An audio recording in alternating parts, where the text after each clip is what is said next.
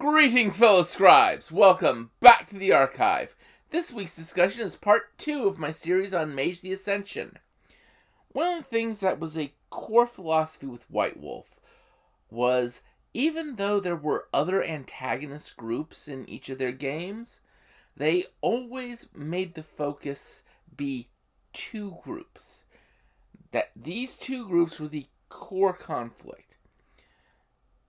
With Werewolf, you had the Guru conflict against the agents of the Worm. Vampire, it was the Camarilla versus the Sabbat. Mage, it was the Council of Nine Traditions and the Technocratic Union. And unlike the other groups, unlike the other games, this conflict was not black and white. So, sit back, relax, and enjoy, because this week I'm going to talk about the Council of Nine Traditions and the Technocratic Union. Once upon a time, mages moved openly in the world. They could do whatever they wanted. Use blatant mind magics to enslave a village. Create horrific monsters to defend their tower or chantry. Experiment on sleepers to push the bounds of magical knowledge. Of course, you can only really deal with a semi-tyranny like this for so long before someone will rise up. That someone was the Order of Reason. The Order of Reason rose up and destroyed one of the greatest chantries in Europe, the Mistrid Chantry. They did this by persuading and manipulating the minds of a large group of peasants that, one, they could use firearms. Those weren't the handles, the areas of mystics anymore. And second, they convinced them that magic wasn't real. Or at least the magic that would be seen at the Mistrid Chantry wasn't real.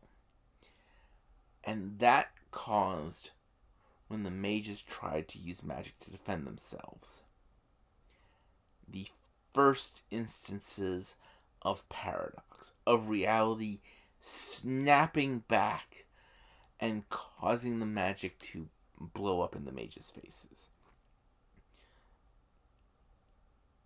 And that is where the Ascension War started. That battle. That first chantry that fell.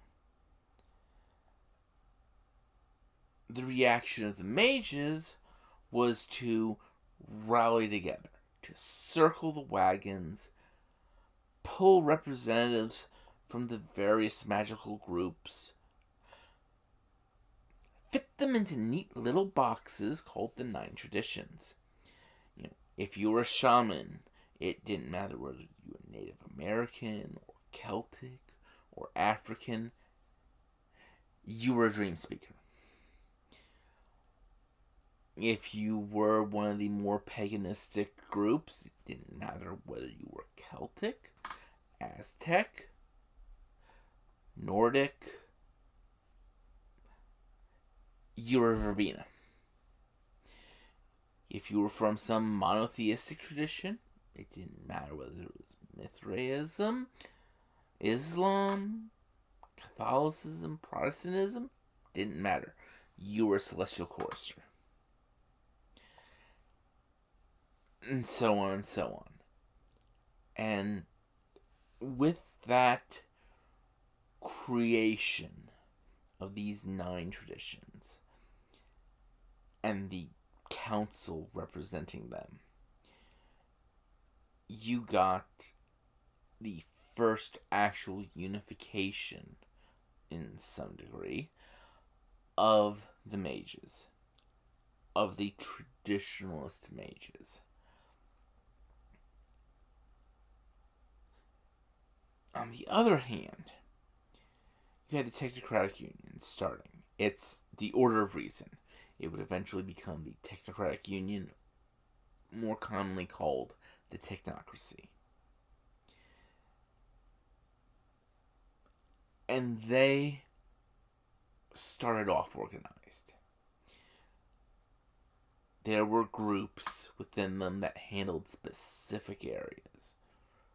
The guild, later the syndicate, would become the people who handled money.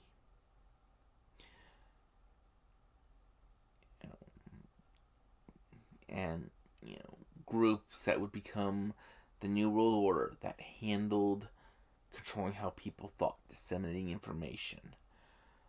Group that would become Iteration X was about technology. The more blatant tech. Then it was guns. Today it's android killing machines. Not much difference. And the Technocracy started with this idea of a timeline.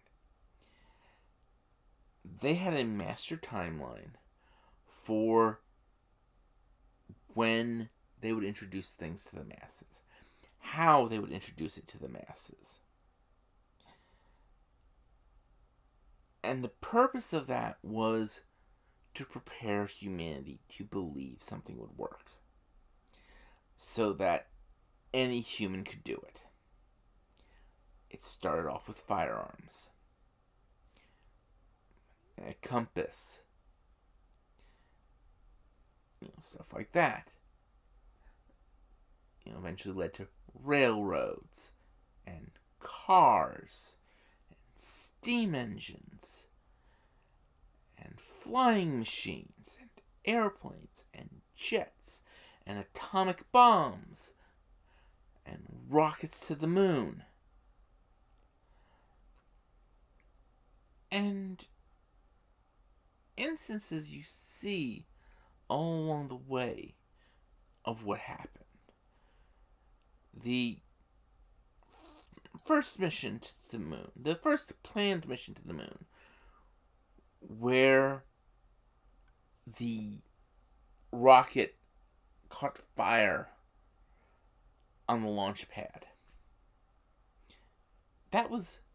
Humanity wasn't quite ready for that one yet. A little bit more manipulation, a little bit of explanation of what happened, and then Apollo 11 worked.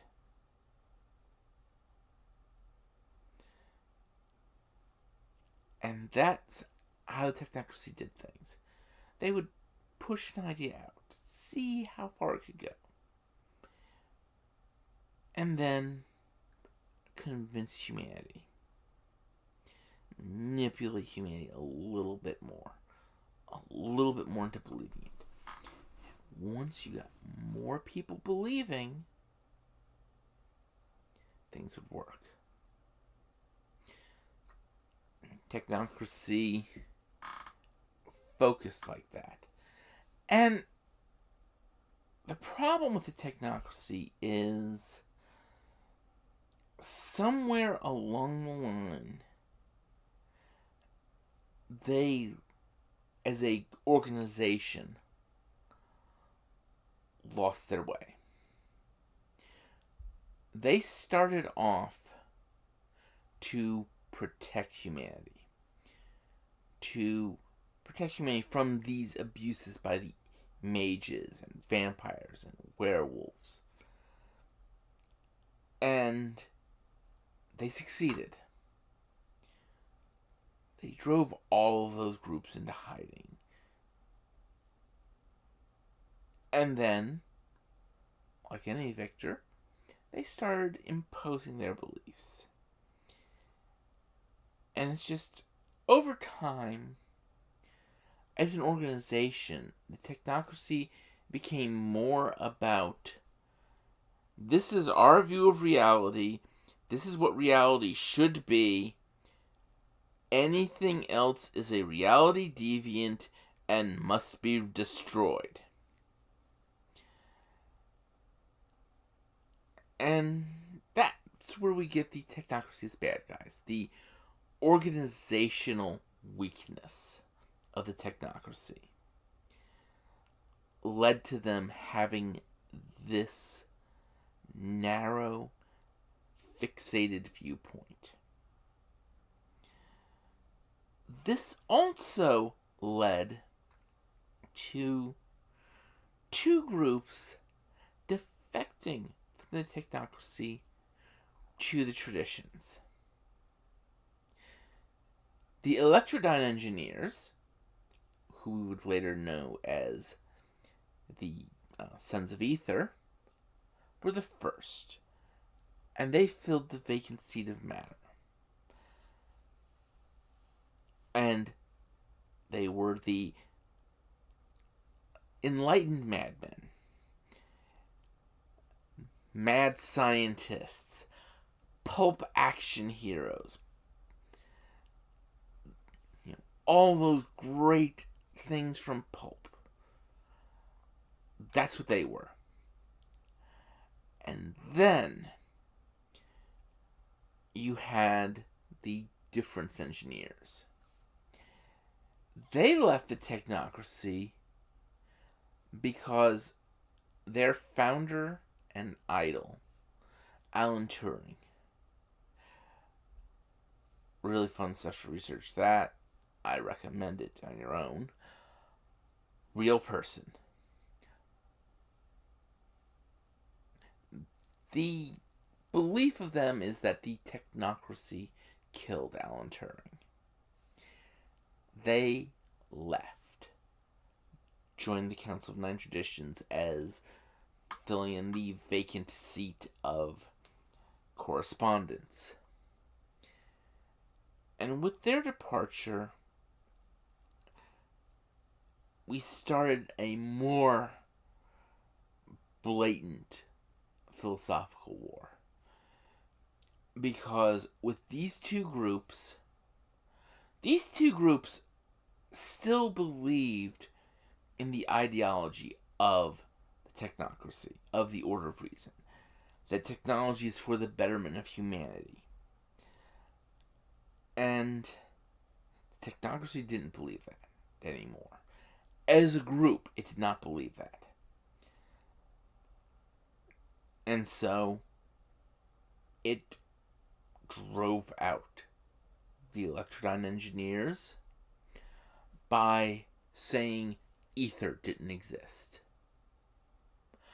By making sure they were disproving the existence of ether, which was the core of many of the Electrodyne engineers' philosophies and science.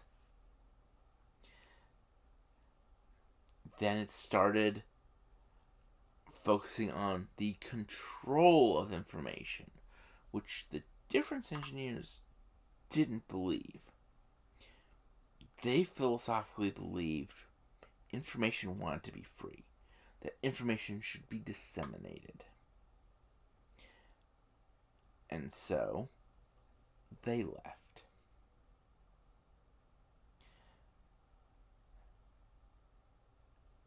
And that changed the dynamic. When they came in, when these two groups came into the Council of Nine Traditions, they brought two things with them. They brought technological-based magics. And they brought an understanding of the Technocracy and how it worked.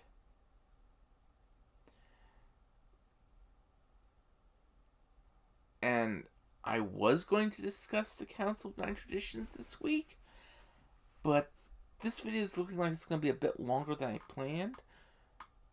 So I will discuss them next week. If you enjoyed this video, please click like or subscribe down below. I will see you next week. Have fun, and remember, keep gaming.